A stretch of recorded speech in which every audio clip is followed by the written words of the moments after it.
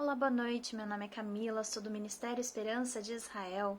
Estamos aqui para finalizar o nosso tema do mês de fevereiro, que é o tema Conhecer Deus, nesta quinta com a palavra. O nosso vídeo de hoje se chama Quem Deus Diz Que Sou. De todas as criaturas que o Senhor fez, o ser humano é de longe a superior e a mais complexa, mas pelo nosso orgulho nos esquecemos de que Deus é o nosso Criador, nos esquecemos de que fomos por Ele criados e que dependemos de Deus. A natureza humana, ela é a imagem e a semelhança do Senhor. Deus, numa decisão muito especial, decidiu criar o homem a sua imagem e semelhança, e podiam comunicar-se com Deus, ter comunhão com Ele e espelhar o seu amor, glória e santidade. Em Gênesis, no capítulo 1, versículo 26 e 27, diz assim: E disse Deus, façamos o homem à nossa imagem conforme a nossa semelhança, e domine sobre os peixes do mar, e sobre as aves dos céus, e sobre o gado, e sobre toda a terra, e sobre todo o réptil que se move sobre a terra. E criou Deus o homem à sua imagem, a imagem de Deus o criou, homem e mulher os criou. Adão e Eva, eles eram semelhantes a Deus em pelo menos 3 diferentes aspectos. Semelhança moral, por serem justos e mansos, com um coração capaz de amar e também determinado a fazer o que era bom. Eram semelhantes na inteligência, pois foram criados com espírito, emoções e capacidade de escolha. Eram semelhantes em imagem, visto que o Senhor Deus a eles aparecia da forma em que eles eram, e na forma que o seu filho um dia tomaria. Quando do pecado de Adão e Eva, a imagem de Deus foi neles danificada, mas não foi completamente destruída. A semelhança moral de Deus no homem ficou arruinada. Então, eles deixaram de ser perfeitos e santos e passaram a ser propensos, tendenciosos ao pecado. E essa propensão, essa tendência, ela foi transmitida aos filhos. No Novo Testamento, a palavra de Deus confirma esse estrago da imagem de Deus no homem, quando declara que o crente, todo aquele que crê, redimido, deve ser renovado segundo a semelhança moral de Deus. Lá em Efésios, capítulo 4, versículo 22 ao 24, diz assim: Que quanto ao trato passado vos despojeis do velho homem, que se corrompe pelas concupiscências do engano, e vos renoveis no espírito da vossa mente, e vos revistais do novo homem, que segundo Deus é criado em verdadeira justiça e santidade. E apesar de o ser humano ser pecador como é, ainda possui uma porção elevada de semelhança a Deus. E essa semelhança está na nossa inteligência e na nossa capacidade de comunhão e comunicação com Ele. Em Atos, capítulo 17, versículos 27 e 28, a palavra de Deus diz assim: Para que buscassem ao Senhor, se porventura, tateando, pudessem achar, ainda que não está longe de cada um de nós, porque nele vivemos e nos movemos e existimos, como também alguns dos vossos poetas disseram, pois somos também sua geração. A Bíblia nos ensina que nós temos alguns componentes na natureza humana. E essa natureza, né, ela é composta por 3 componentes. Ela é trina, pelo espírito, pela alma e pelo corpo. Em 1 Tessalonicenses, capítulo 5, versículo 23, diz assim: E o mesmo Deus de paz vos santifique em tudo, e todo o vosso espírito e alma e corpo sejam plenamente conservados e irrepreensíveis para a vinda de nosso Senhor Jesus Cristo. Em Gênesis, capítulo 2, versículo 7, diz: E formou o Senhor Deus o homem do pó da terra, querendo dizer o corpo, e soprou em suas narinas o fôlego da vida, querendo dizer o espírito, e o homem foi feito alma vivente, querendo dizer a alma. A intenção de Deus era que o ser humano, pelo comer da árvore da vida e pela obediência à sua proibição de comer da árvore do conhecimento do bem e do mal, nunca morresse, mas vivesse para sempre. Apenas depois da morte entrar no mundo, através do pecado, é que passou a haver a separação da pessoa em pó, que volta à terra e no espírito que volta a Deus. De forma que nós podemos compreender que a separação do corpo por um lado e do espírito e alma por outro é um resultado do juízo divino, é um resultado do juízo de Deus sobre a raça humana por causa do pecado. E esse juízo ele vai ser removido mediante a ressurreição do corpo no último dia. A alma, que muitas vezes nós vemos traduzidas por vida, ela é definida por alguns aspectos imateriais da mente, como as nossas emoções, a nossa vontade, e no ser humano ela é resultante da união entre o espírito e o corpo. A alma, assim como o espírito, continuará a existir após a morte física do nosso corpo. A alma é tão ligada à natureza imaterial do ser humano que nós às vezes usamos como um sinônimo de pessoa, como o próprio exemplo da palavra nos diz em Levítico 4:2, fala aos filhos de Israel dizendo, quando uma alma pecar por ignorância contra alguns dos mandamentos do Senhor acerca do que não se deve fazer e proceder contra algum deles. O corpo, ele é o nosso componente físico, ele é o que volta ao pó quando a pessoa morre. Muitas vezes chamamos o corpo carne. O espírito, ele é o componente imaterial do ser humano e é ele que reside, nele que reside a nossa faculdade espiritual, inclusive a consciência. É principalmente através desse componente que temos a comunhão com o Espírito de Deus. Desses três componentes que nós temos, apenas a alma e o espírito são indestrutíveis e sobrevivem à morte, para então seguirem seguros aos céus, como diz em Apocalipse 6:9, e havendo aberto o quinto selo, vi debaixo do altar as almas dos que foram mortos por amor da palavra de Deus e por amor do testemunho que deram, ou ao inferno, como diz em Mateus 16, versículo 26. Por que aproveita o homem ganhar o mundo inteiro se perder a sua alma? Ou que dará o homem em recompensa da sua alma? Quanto ao corpo, a Bíblia nos ensina repetidamente que enquanto aqui estivermos, devemos cuidar bem, não apenas do nosso corpo físico, da aparência estética, de saúde, mas conservando isento de imoralidade e de iniquidade. O corpo dos salvos será transformado no dia da ressurreição, quando então a nossa redenção estará completa. E isto correrá aos que estão em Cristo Jesus, aos que creem em Cristo Jesus e com Ele estão. Nós temos também algumas responsabilidades. Quando o Senhor Deus nos criou e nos confiou, Ele nos confiou várias responsabilidades. Então, quando nós fomos criados à imagem e semelhança de Deus, nós fomos criados dessa forma a fim de poder manter com Ele comunhão, de modo amoroso e pessoal por toda a eternidade, e para glorificá-lo em amor e em santidade. E tamanho o amor do Senhor, que mesmo após a rebelião induzida, a desobediência induzida de Satanás a Adão e Eva e a consumação do pecado, ainda assim o Senhor prometeu enviar um Salvador a fim de redimir o mundo. Era a vontade do Senhor também e nossa responsabilidade que o amemos e o amássemos acima de todas as coisas e ao nosso próximo como a nós mesmos, resumindo assim completamente a lei de Deus. Foi estabelecido também no Jardim do Éden o casamento como propósito de Deus, o casamento de uma forma monogâmica, hétera e vitalícia, e dentro dos limites do casamento estabelecido por Deus, Deus ordena que a raça humana fosse frutífera e se multiplicasse, gerando filhos tementes a Deus. Deus também nos responsabiliza a cuidar e dominar a terra e todas as criaturas que nela existem. O pecado nos fez perder parte desse domínio, ao qual foi entregue a Satanás como Deus deste mundo.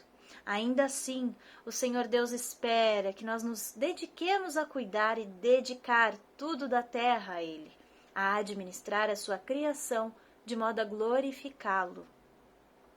Por causa ainda da presença do pecado no mundo, o Senhor Deus enviou o seu Filho amado para redimir através do sangue vertido na cruz.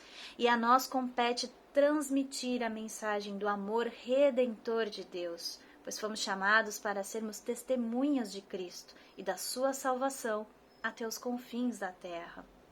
Como está em Atos, capítulo 1, versículo 8. Mas recebereis a virtude do Espírito Santo que há de vir sobre vós, e ser-me-eis testemunhas, tanto em Jerusalém, como em toda a Judéia, e Samaria, e até os confins da terra. E nos convidou também para sermos sal e luz do mundo, como está em Mateus, capítulo 5, versículos 13 a 16. Vós sois o sal da terra, e se o sal for insípido, como se há de salgar? Para que nada mais presta, senão para se lançar fora e ser pisado pelos homens. Vós sois a luz do mundo. Não se pode esconder uma cidade edificada sobre um monte, nem se acende a candeia e se coloca debaixo do alqueire, mas no velador, e dá a luz a todos que estão na casa. Assim, resplandeça a vossa luz diante dos homens, para que vejam as vossas boas obras e glorifiquem a vosso Pai que está nos céus. E aqui eu gostaria de fazer um acréscimo. Na nossa vida, no nosso dia a dia, no nosso cotidiano, nós temos uma coisa dentro de nós chamada autoestima. E a autoestima, muitas vezes, ela nos impede de viver um dia e buscar um dia pleno diante do Senhor.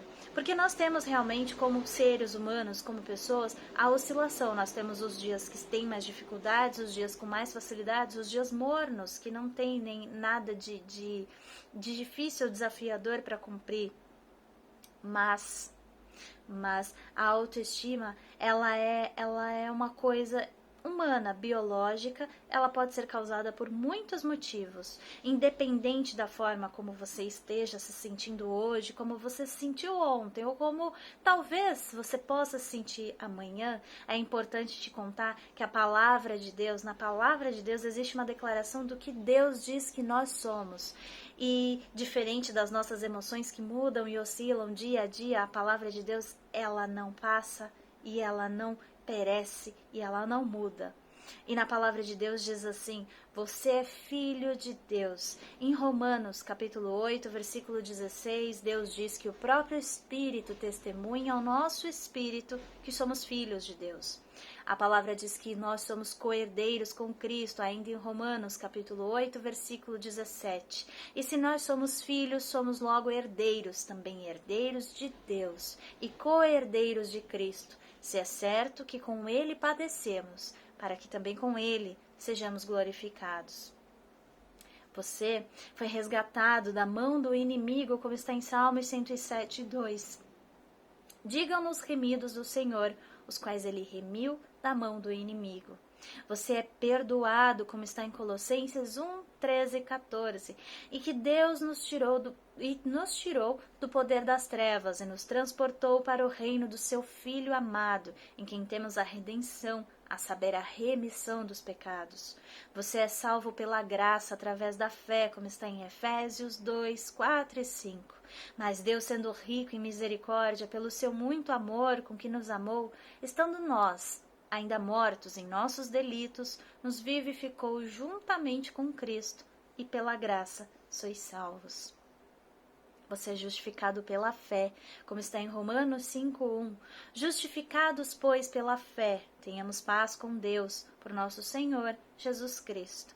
Você é um imitador de Jesus. Em 1 Coríntios 11:1, sede meus imitadores, como também eu sou de Cristo.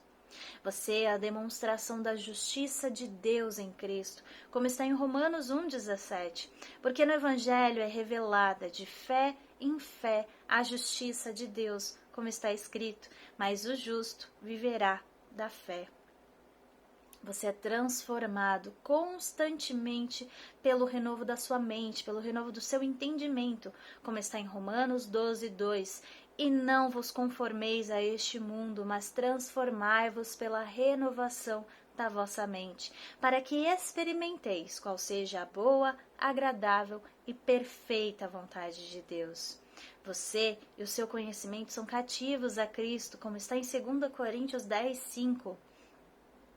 Destruindo os conselhos e toda altivez que se levanta contra o conhecimento de Deus, e levando cativo todo o entendimento à obediência de Cristo. Você lança fora todo pensamento vão.